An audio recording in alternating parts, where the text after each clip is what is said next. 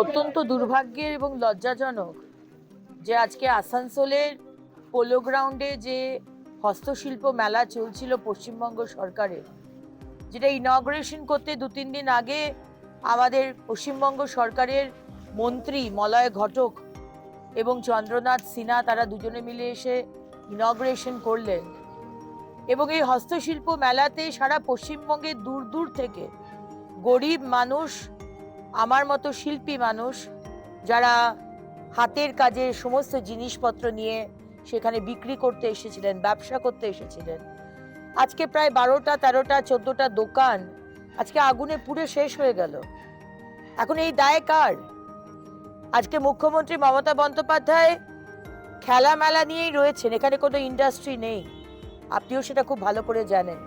আপনি যদিও বা অসত্য মিথ্যে কথা বলেন যে 11 লক্ষ 13 লক্ষ কোটি টাকার বিনিয়োগ হয়েছে বেঙ্গল গ্লোবাল সামিটে, সবই মিথ্যে কথা, কিন্তু সেটা বাদই দিলাম নয়। আজকের যে মেলা আপনি করেছেন, সেই মেলাতে আজকে কিছু ব্যবসা হবে সেই আশা নিয়ে যে মানুষগুলো এসেছিল, তাদের সমস্ত জিনিস আজকে পুড়ে ছারখার হয়ে গেল। যাদের দোকান পুড়ে ছারখার হয়ে গেল তাদের মধ্যে কিছু খাবারের দোকানও ছিল। এখন মেলার যে চত্বর, যেখানে এই ধরনের হ্যান্ডিক্রাফটস, হাতের তৈরি জিনিসপত্র বিক্রি হচ্ছে, সেখানে খাবার জিনিস, যেখানে খাবারের স্টল যেখানে করা রয়েছে, সেখানে প্রিকশন নেননি কেন? কেন সেখানে আগুন লাগলো? আগুন যদি লেগেছে তাহলে সেখানে আপনারা ফায়ার ব্রিগেডের ব্যবস্থা করেননি কেন? আচ্ছা, আসানসোল মিউনিসিপ্যাল কর্পোরেশন থেকে বলা হচ্ছে যে আমরা ফায়ার ব্রিগেডকে বলেছিলাম থাকার জন্য, তারা ছিল না, আমরা দেখছি। দেখছি মানে what is this? What is দেখছি?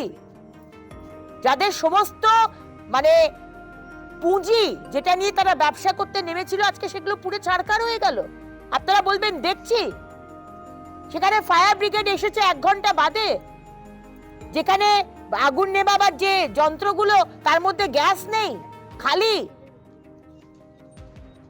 আমরা দাবি করি যাদের যাদের দোকান পুড়ে ছারখার হয়েছে, যাদের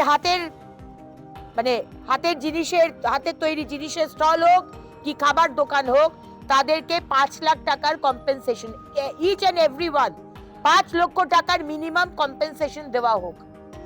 আপনারা বড় বড় কথা বলেন কুম্ভ মেলা নিয়ে, হ্যাঁ? 56 কোটি ভারতবর্ষের 1/3 পপুলেশন কুম্ভ মেলাতে গেছিল। 1/3 অফ দ্য পপুলেশন, 56 crore। আর এই কটি স্টল আপনারা হ্যান্ডেল করতে পারেন না? মানে আপনাদের যে অক্ষমতা আর ব্যর্থতা, সেটা আবার করে পশ্চিমবঙ্গের মানুষের সামনে আপনারা তুলে ধরছেন। ইমিডিয়েটলি আজকে যা যা করা দরকার, এবং আগামী দিনে এই ধরনের মেলা যদি করেন তাহলে সেখানে ফায়ার ব্রিগেডের ব্যবস্থা, আমাদের ফায়ার ব্রিগেডের মন্ত্রী সুজিত বসু কি করছে? আপনার এখানকার আসানসোল ডিভিশনের ফায়ার ব্রিগেড কি করছে যে 1 ঘন্টা বাদে, যে আজকে 10 মিনিটের রাস্তা 1 ঘন্টা বাদে পৌঁছচ্ছে, যখন সব শেষ হয়ে গেল? 5 লক্ষ টাকা মিনিমাম কম্পেনসেশন আপনাদের দিতে হবে।